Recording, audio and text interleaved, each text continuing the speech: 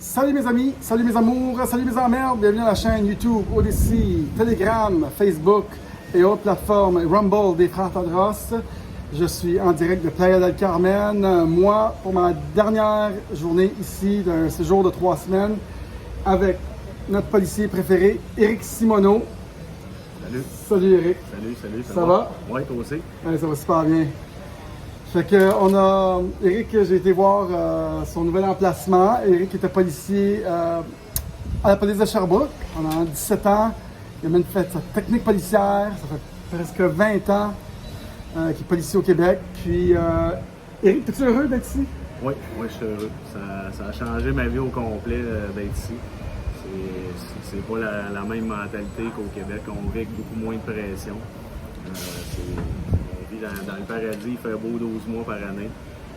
Puis on sent que les gens ici se jugent moins entre eux. C'est moins important les avoirs, les actifs de se comparer avec les gens. Tandis qu'au Québec, on sent tout le temps une pression sociale, qu'est-ce que les autres font.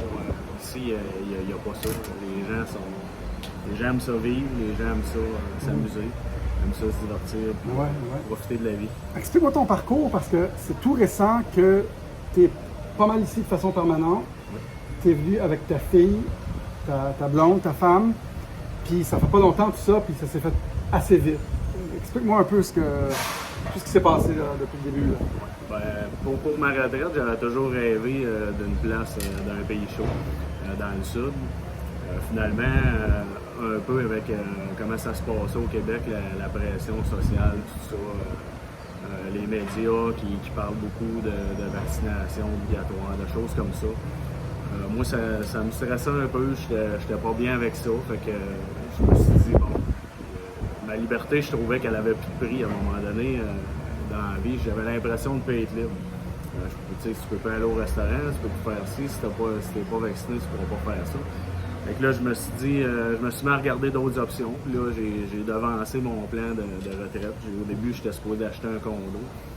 Mais quand j'ai visité, j'ai rapidement vu le potentiel immobilier ici. Fait que, puis je suis tombé en amour avec une maison, la maison qui a été venue me voir. Qui est magnifique en passant. Quartier magnifique, avec des barrières, loin peut-être du peuple mexicain, je veux dire peut-être du danger mexicain si on veut. C'est fermé, c'est super beau. Fait que c'est un endroit, dès qu'on a vu cette maison-là, moi et ma conjointe, on s'est dit c'est elle la mieux spotée. On a une vue sur la piscine, le gym. C'était parfait pour nous. Fait qu'on a tombé en amour avec cette maison-là. Puis par la suite, on a décidé quand même, voyant le potentiel, les constructions qui se levaient partout, de décider d'investir ici. Diversifier nos investissements. Fait qu'on a acheté 2 condos qui sont ici à Kumaru, où on fait le vidéo, qui sont vus sur mer, un super bel endroit qu'on va louer, qu'on va prendre possession d'ici un mois, puis on va louer ça par la suite. Puis, coin, la CTM et la Quinta, entre la 5 et la 10. Ouais. Beau spot. Hein, on est sur le toit, là. Fait que, ceux qui veulent louer, hein, ceux qui veulent venir, bientôt. Fait que ça fait que c'est tout un changement. On est parti de chez nous avec des valises, sauf que dès qu'on met les pieds à Playa del Carmen au Mexique, on sent la pression descendre de 90%. Ici, la vie est complètement différente, c'est plus tranquille, les gens sont moins stressés. C'est complètement autre chose. Il y a beaucoup plus d'opportunités de gagner sa vie de toutes les manières ici. Les gens peuvent vendre. Moins de règles. Oui, c'est ça. Les gens peuvent vendre du jus au coin de la rue. Ils débarquent avec des cruches de jus puis ils vendent ça. Puis tout est. Il y a plusieurs choses qui sont acceptées que par chez nous. Ils mettent des règles qui empêchent les gens d'être leur propre patron. Ici, c'est quand même assez facile. Surtout qu'il y a une façon de faire de l'argent au Québec, là. Pour acheter une maison, vendre une maison, là, ils mettent une taxe additionnelle. Après ça, ça va être la taxe sur ta maison familiale. Tout pour s'assurer d'être esclave le plus longtemps possible. C'est vrai. C'est ce qui me tannait. C'est ce qui me tannait un peu. Puis aussi au Québec, vu que les gens subissent la pression, les locataires aussi subissent la pression. Puis on dirait que les dernières années qu'on avait de l'immobilier, c'était un peu plus dur à s'occuper, dans le sens que les gens sont très exigeants. Puis comme ils sont couverts de tous les côtés, on a des assurances pour tout. On dirait que les gens ne prennent pas d'initiative. Puis vu que c'est très contrôlé, il n'y a pas beaucoup de... Justement, les gens, ils ont un problème, ils appellent quelqu'un, ils vont tout de suite à une entité gouvernementale ou quelque chose comme ça. Tandis qu'ici, les gens peuvent se débrouiller par eux-mêmes. Les gens sont plus créatifs, je dirais ici, oui, parce qu'ils n'ont pas d'aide financière. Avez-vous déjà été au Coco Bongo? Non, je le dis sérieusement, parce que c'est un des shows les plus créatifs que j'ai vu de ma vie. Il y a beaucoup de création ici. Il y a moins de contraintes, les chiens n'ont pas de laisse. Ils nous laissent respirer un peu. Puis les pays globalisés, il y a tellement de règles qu'on étouffe. On étouffe. Moi, je veux appeler cette capsule le policier souverain. Oui. Puis j'ai l'impression que tu as fait le parcours vers ta souveraineté. Oui. Tu m'as conté une histoire il y a 2 jours quand j'étais chez toi. Tu m'as dit, quand tu as conté à tes collègues de travail que ici, tu t'es réinventé en courtier immobilier, puis ça va super bien, puis tu vas même gagner mieux ta vie. Ça s'en vient. Quel policier. Puis il y en a plusieurs qui mettent un petit peu de pression et disent « Ah, j'espère que ça va marcher ». Ils pensent tous que tu vas retourner parce que ça ne marchera pas, que tu vas retourner à être comme eux autres, parce qu'eux, ils n'ont pas leur souveraineté. Est-ce que c'est vrai, qu'est-ce que je dis là? C'est que c'est plus facile quand tu as un métier avec un certain salaire qui est garanti, un fonds de pension qui est garanti. C'est toujours plus facile, mais en même temps, comme on avait discuté là, quand on avait fait un cours ensemble, quand tu es lié comme ça, tu es moins créatif, tu vas moins au-delà de tes idées, tu essayes moins de choses. Fait que... Mon cours qui s'appelle « Devenez citoyen du nouveau monde », qui parle de crypto-monnaie, d'essayer des nouvelles choses, d'être plus libre, de déménager même ici. Lui a suivi à la lettre. Il s'est mis en contact aussi avec des gens ici et regarde, libre comme personne au Québec, au chaud. On a des attaches au Québec qui sont incroyables. Tout le système au Québec nous force à être attachés au cou, puis comme à être un peu esclavés si on veut. La taxation, tout nous pousse vers le bas. Puis ici, toi, tu as suivi le cours de Gis, Dr. Gis? Oui, j'ai écouté ses capsules au complet. Elle est complètement souveraine à 100%. Quand j'ai commencé à écouter ça, j'étais sceptique un peu. Moi, j'évalue tout le temps les deux côtés de la médaille. Je suis un gars j'ai tout le temps écouté quand même les médias traditionnels puis les médias sociaux. Fait que, les gens peuvent pas dire « Ah, tu te bases juste sur les médias sociaux, c'est des complotistes » parce que je prends mon information quand même dans les médias, les médias subventionnés, les mainstream. Puis, je vois que ça fonctionne pas. Je suis un gars de chiffres. Mais quand les chiffres ne fonctionnent pas, moi, ça m'a fait dire qu'il y avait quelque chose qui clochait. J'avais une perte d'intérêt pour le métier de policier de plus en plus parce que je trouvais que ça fonctionnait plus ou moins bien. Il y avait plein de choses. Fait qu'à un moment donné, la pente descendait. Puis là, je me suis dit, puis l'immobilier, j'ai toujours aimé ça faire ça. J'ai toujours aimé ça visiter des immeubles. J'ai toujours aimé ça regarder les endroits où tu peux investir ton argent. Puis ça, moi je trouve que c'est le plus bel endroit qui te permet de devenir indépendant quand tu réussis à payer tes choses. Puis en venant au Mexique, tu peux pas emprunter quand tu n'as pas de crédit ici, même si tu as un super bon crédit ailleurs. Fait faut que tu prennes ton argent que tu avais accumulé avec les années. Fait que nous, on a vendu des immeubles, on a vendu notre maison qui avait subi un gros gain de valeur.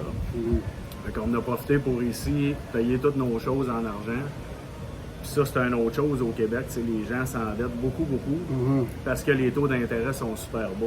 Sauf qu'après, moi, j'ai souvent entendu des gens qui disent « Ouais, mais je suis pas dans ta situation. » Corde au cou. C'est ça. Ma situation, je l'ai créée lentement.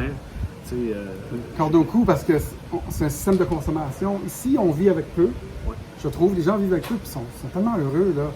Ils ne sont pas pognés. On fait des meilleurs choix aussi. Parce que quand on nous force quelque chose, on n'est pas obligé de le faire pour peut-être préserver notre job, comme beaucoup de gens au Québec. Toi, tu étais dans la police pour servir les gens. tu étais là pour faire du bien, pour faire la bonne chose. Puis il y a un moment donné que tu as senti que c'était vraiment pas la bonne chose, puis tu avais même peur, plus ça s'en allait, il y avait un gros... tu n'étais pas confortable. Tu pensais même que tu pouvais aller te juger par après, tu sais, avec le code Nuremberg par exemple, tu dirais tu n'as pas fait la bonne chose. Tu avais peur de ça, tu m'as dit. Ouais. Il y a 2 jours. Vers la fin, quand je suis tombé en maladie, c'est quelque chose qui me stressait, que j'avais entendu parler. Puis quand tu regardes dans l'histoire, ça s'est passé, qu'il y a eu le code de Nuremberg. Il y a des gens qui ont été accusés parce que justement, ils ne faisaient pas les bonnes choses comme ils devaient. Fait que, moi, ça s'est mis à me mettre une pression additionnelle. Je suis tombé en maladie, puis là, je me suis remis en question. Qu'est-ce que je pourrais faire d'autre? Puis, dans le fond, ce qu'on sait jamais, c'est qu'on peut faire plein de choses, mais on va à l'école, on est formaté pour un travail en particulier. Fait que là, après ça, on fait ce travail-là, on se pose jamais la question. T'sais, on se dit, bon, j'ai 30 ans à faire, puis après ça, je tire la plug. Mais en réalité, c'est nous, quand on veut, on peut faire un métier 3-4 ans, 2 ans un autre métier, 5 ans un autre métier. C'est nous qui décidons dans le fond. C'est juste que ça vient avec quelques sacrifices, mais ça t'amène à te dépasser. T'sais, moi ici, je parlais déjà un peu espagnol, mais rapidement, il a fallu que je l'apprenne à 100% parce qu'au bureau, les briefings sont en espagnol, puis les conférences, les gens qui nous présentent des projets par l'espagnol. Ça m'a poussé à me dépasser, mais aujourd'hui, j'ai la liberté que je veux. J'ai la liberté financière. J'ai la liberté à mon travail. C'est moi qui fais mon horaire. Si je veux gagner plus d'argent, je fais plus d'heures. Si je veux en gagner moins, je fais moins d'heures. Puis vu que c'est une passion, je rentre jamais du reculon. Tu te lèves le matin, toujours un beau soleil, il fait 30 degrés. Au Québec, on attend l'été, il dure 3 mois, puis là-dessus, il fait froid ou il mouille la moitié du temps. Tandis qu'ici, tu as le soleil 12 mois. Fait que moi, je peux pas regretter un choix comme ça. En plus, tu as le golf à l'année, puis c'est mon sport que j'aime pratiquer. C'est des bonnes places. On dirait que les pays du Commonwealth, les pays globalisés comme l'Australie, la Nouvelle-Zélande, le Canada, c'est les places où ils contraignent les gens le plus. Moi, je suis venu ici, mes parents sont venus immigrer de l'Égypte pour être libres, puis on dirait que c'est complètement le contraire. Les pays où est-ce qu'ils sont le moins industrialisés sont les pays les plus libres maintenant. Je pense qu'il y a un gros changement de philosophie qu'il faut avoir. Moi, ça me rend pas à l'aise, tout ce qui arrive. Puis j'étais déjà pas hyper conformiste au début. Jamais, je suis un artiste. Mais toi, tu dirais quoi aux gens qui sont... Parce que toi, je trouve que t'es assez conformiste. Mais tu dirais quoi à tes collègues qui veulent se conformer à tout prix, puis tout ça, moi, j'étais très conformiste avant, dans le sens que je suivais les règles, je faisais appliquer les règles. Sauf qu'à un moment donné, il faut quand même en venir à un certain bon sens. Quand les gens qui t'imposent les règles se contredisent eux-mêmes, faut que tu te poses des questions s'il y a une logique. Puis quand ils refusent de faire un débat aussi, qu'on n'a jamais eu, il y a des médecins qui disent autre chose, d'autres médecins. Là, les gens disent que c'est difficile de savoir quel médecin dit vrai, mais dans ce temps-là, il faut se renseigner, il ne faut pas juste se fier. Il y a beaucoup d'incohérences. Ouais. Puis ils nous demandent d'accepter ces incohérences d'emblée. Tu sais, moi, je te regarde, j'ai rien à te reprocher en tant que policier qui parle, tu dis rien de mal. Tu sais, puis sauf que on dirait que le corps policier, puis ceux qui veulent faire appliquer l'autorité, se ferment la trappe, puis obéissent à tout prix. Il me semble qu'il y a quelque chose d'hyper incongruent. Vous trouvez pas? C'est ça. Tabarnache. Moi, ce que, de venir ici, en plus, qu'est-ce qu'il y a au Mexique, c'est, là, on a vu dernièrement, là, il y a eu une fusillade à Tulum, avec les médias du Canada, ils ont repris ça, que c'est dangereux. Fait que les gens pensent que je vis ici, dans une place super dangereuse. Sauf que là, les gens qui m'avaient écrit ça sur Messenger, as-tu peur? J'ai trouvé ça drôle parce que j'ai sorti des articles même du Journal de Montréal, qu'il y a eu plein de fusillades à Montréal, qu'il y a eu 360 balles tirées depuis le début de l'année en 8 mois. Combien de personnes tirées par balle? Combien de meurtres? Moi, il y avait une 53 ou 58 meurtres. Après ça, à Ottawa, il y avait une cinquantaine de fusillades aussi. Fait que là, c'est que les gens écoutent ce qui est dit, mais en même temps, on dirait qu'ils ne l'écoutent pas. Quand il y a autant de pression et d'harcèlement de la classe politique et médiatique, les gens sont sous tension. Vous ne trouvez pas? Fait que c'est ça. Puis là, il y a ça. Ils ont même dit qu'il y aurait une pénurie de bouffe en Floride aussi. Puis tu vois des gens qui sont sur les médias alternatifs qui sont en Floride, qui disent qu'il n'y a aucune pénurie de nourriture. On dirait qu'il y a quelque chose qu'ils ne veulent pas que les gens voient. Il y en a plusieurs là, qui se disent ils viennent d'un tout inclus, mais s'ils ne vivent pas d'un tout inclus, ben, finalement le Mexique c'est dangereux. Moi je suis quelqu'un justement qui a peut-être la déformation professionnelle de vouloir protéger ma conjointe, ma fille. Puis ici, je sens pas le danger. Je suis, au Québec, oui. Ben, je suis mon oncle, puis ici, je le sens pas le danger. Je regarde les gens sont plus relax, sont plus sympathiques. Les gens méditent beaucoup ici, ils croient aux médecines alternatives. Les gens ici se guérissent de beaucoup d'autres façons que la pharmaceutique. Ça fait un climat plus détendu. Les gens aiment ça vivre ici, aiment ça profiter des bonnes choses de la vie. Ici, ils gagnent leur vie pour profiter. Là-bas, on gagne notre vie comme pour survivre. Là, puis il y a beaucoup de désinformation, je trouve. Puis nous, on la voit, la désinformation sur le Mexique, la désinformation sur les drogues. Ici, je me suis procuré des vermicines sans prescription. On est obligé de dire, je pense, que l'ivermicine, on ne devrait pas la prendre. Oups, excusez-moi, on va juste arranger ça.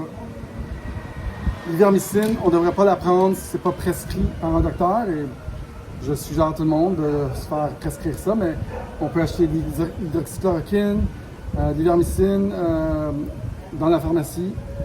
Puis, mais il y a beaucoup de désinformation, puis on ne sait pas qui croire parce que c'est tout mêlé. Puis toi, qu'est-ce que tu as trouvé comme remède pour ça? Tu as l'air de suivre un peu ton intuition, ou ce qui sonne vrai. Comment tu fais pour savoir ce qui est bon et ce qui n'est pas bon? Ben, moi, c'est que j'écoute les deux parties. Puis si je vois des incohérences juste sur un côté, puis ils disent une chose, puis le lendemain une autre chose, ben, moi, tant qu'à moi, j'agis comme j'agirais avec un ami qui compte des menteries, une par-dessus l'autre, à un moment donné, bon, c'est sûr que tu vas te poser la question, là, es-tu vraiment mon ami? Ben, là, c'est d'un côté, je vois qu'il y a des choses promises, puis le lendemain, ça change, puis le surlendemain, c'est une autre chose. Puis quand j'écoute, mettons, l'autre partie, qui est les médias alternatifs, c'est des faits qui sont exposés, qui sont amenés à la population, que tous les gens peuvent consulter. Et je dirais aux gens, OK, si tu ne crois pas le média alternatif, il donne des sources, va vérifier par toi-même.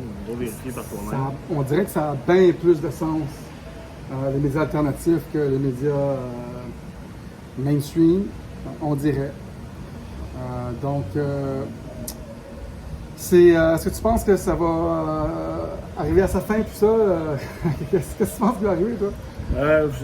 Moi, je suis convaincu que ça va finir parce que les gens en ont assez un peu. Les gens le voient quand même que le système ne fonctionne pas, mais si le système les accommode, ils sont portés à rester dans leur vieille croyance. S'ils ont leur salaire, s'ils sont capables de faire leur paiement. Sauf qu'un jour, moi, je pense que ça peut pas durer à temps. On est comme guidé à un moment donné par notre âme. On se dit, voyons, ça n'a pas de sens. Ça n'a plus de sens. Puis à partir de ce moment-là, tu écoutes plus ton instinct. Puis quand tu écoutes ton instinct, ben, il se passe des belles choses. Pour nous, ça a été ça. C'est comme des bourreaux, ils sont toujours en train de forcer la note. Puis pour les enfants là, aussi, dernièrement, ils veulent s'assurer que tout le monde reçoit sa picouille. Puis tout le reste qui n'a plus de sens. Moi, je vous dirais, faites comme Eric, essayez de penser librement, pensez peut-être différemment, suivez votre propre autorité. Venant d'un policier, c'est un bon message, je pense. Suis ta propre autorité, ta propre intuition.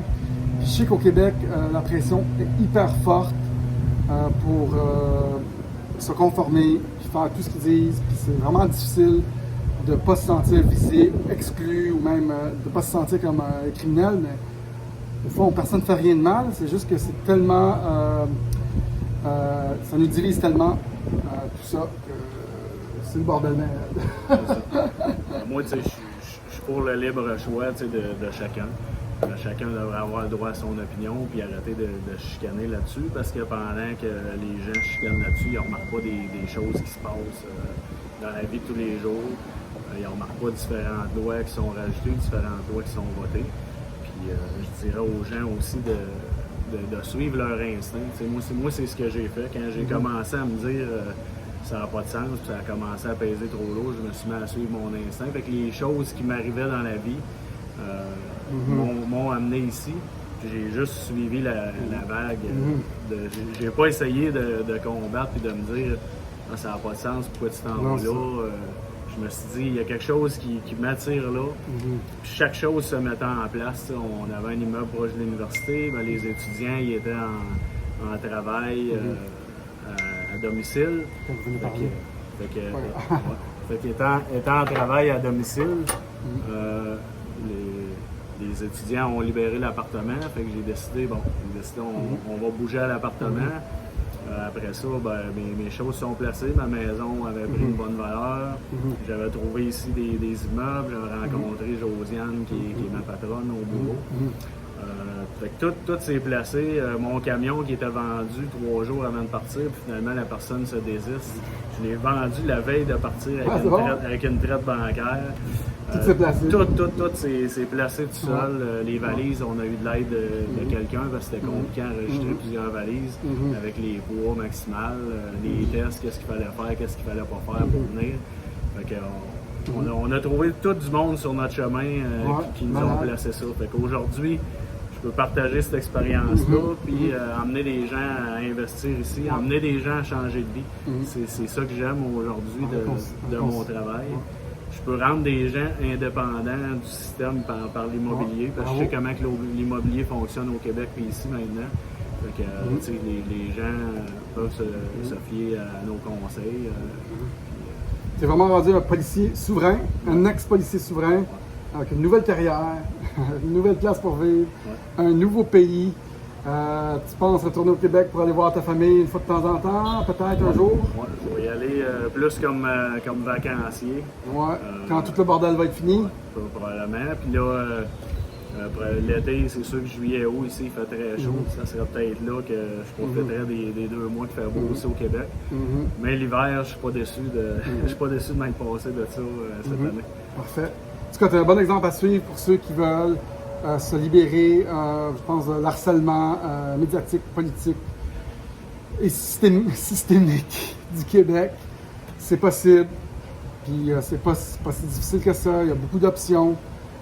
Ceux qui veulent trouver des façons peut-être plus digitales aussi de faire un move comme ça, la meilleure option, c'est de travailler en ligne, trouver des façons de faire des choses en ligne, payer en canadien ou en américain, puis de vivre ici 3 fois moins cher. Ça, c'est mon cours, Citoyen du Nouveau Monde, que Eric a fait. Puis on peut vous aider avec la crypto et autre chose. Puis Eric peut vous aider à trouver une place à vivre, à louer ou acheter dans l'immobilier. Eric, c'est fabuleux. Ta nouvelle demeure est incroyable. J'adore le quartier. Je vais m'installer près de toi là, dans C'est bon. 1 an ou 2. On va voir. Puis, as-tu une dernière petite chose à dire aux gens? Oui, tu sais, les gens qui peuvent travailler en ligne, tu sais, moi, je leur suggère de venir dans un endroit qui est plus paisible comme ici. Il y en a beaucoup de Canadiens, de Québécois qui sont emmenés ici dans les derniers temps. Puis le travail en ligne, c'est un outil technologique qui est disponible. Fait que moi, c'est sûr que si j'aurais eu un travail en ligne avant ça, je pense que j'aurais fait le move avant ça, juste pour la qualité de vie, le soleil, c'est le paradis ici. On est des citoyens honnêtes, on est des bons citoyens. On n'a rien fait de mal et les gens ont tendance au Québec à pointer du doigt et mettre les gens dans un coin puis les dépeindre comme des criminels quand ils n'écoutent pas exactement ce que la classe politique aimerait qu'on fasse. Je pense qu'il commence à être grand temps de reconsidérer ce qu'on nous dit et ce qu'on doit faire venant de la classe politique. Éric, merci de te tenir debout. Venant d'un policier souverain, Éric Simoneau. On va mettre des détails dans le bas si vous êtes en contact avec lui. En direct de Playa del Carmen. Salut tout le monde. Salut. Salut Éric. Salut. Ciao.